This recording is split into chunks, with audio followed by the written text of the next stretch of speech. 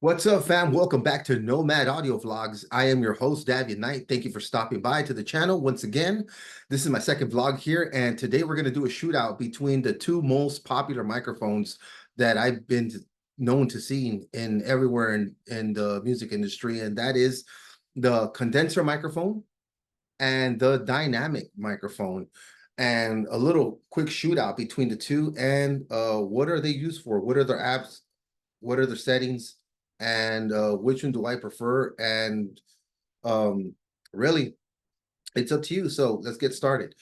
So on the right hand here, I got the Sennheiser E835. I can see it correctly right there. And I got the Scarlett with the studio bundle CM25 MK2. Says it right there in the back. Right there, it comes from the Scarlett Studio bundle. Obviously, it's a cardioid. This one's also a cardioid as well. And so we got a condenser microphone and a dynamic microphone. This one requires 48 volts of phantom power to power it up, and this one does not. This one does very good in live settings, in live performances, DJing, weddings, any type of live event, or where there's a live thing having to do with a mixer board, dynamic mics.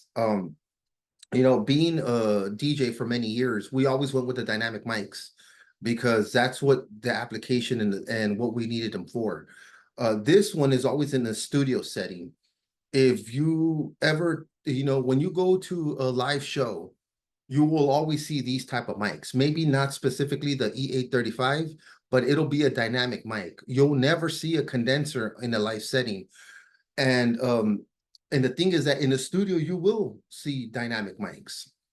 They use them in studios all the time to mic up drum kits for an acoustic guitar, you name it. You name it, anything that can be recorded on it, even in a studio setting, even if it doesn't require 48 volts, they'll still use it to capture a certain sound. Whereas opposed to the condenser mic, you only see it in a studio setting. You won't see it in a live setting. It just doesn't. There's other microphones besides the condenser and the dynamic. There are tube microphones and ribbon microphones. I don't have those two type of microphones on me, but when I do, I'll make an audio vlog on that as well. But the two most popular ones that I see anyway is the condenser and the dynamic. I mean, it's either one of these. You know what I'm saying? There, like I said, there are other microphones out there, plenty of them online, other resources online. I'm just doing a quick audio vlog on these two and their settings, their apps, and what I think about both of them. Uh, should you ever get whatever route you decide to go, okay, they both do what they're designed to do.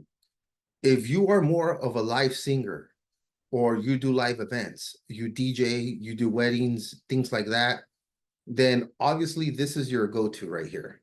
Maybe not the E835, but I mean, this is a good start. If you're thinking about a dynamic microphone for that type of thing, you can't go wrong with with a Sennheiser E835. You just can't. It's an awesome mic for a studio setting.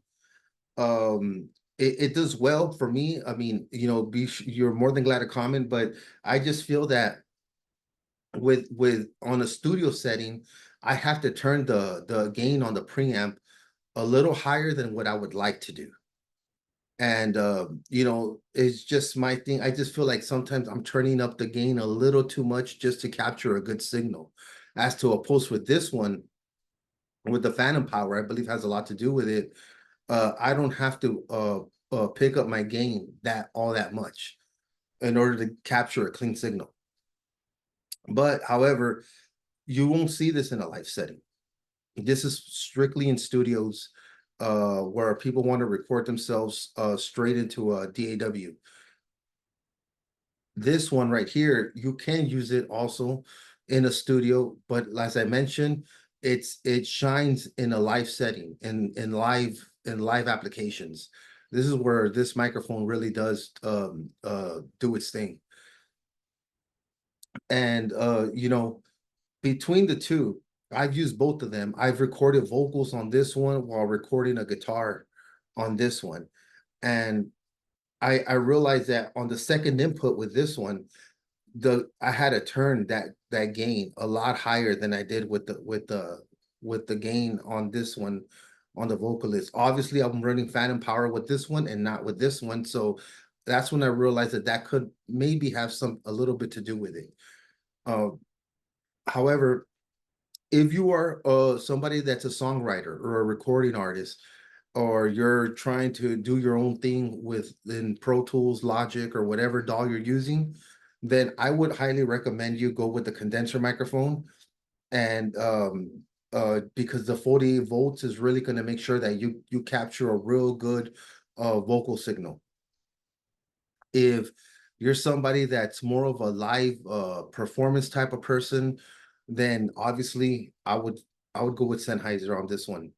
Um, but you know, it's always good to have the best of both worlds and decide for what reason are you using them and where do you think they would be used best.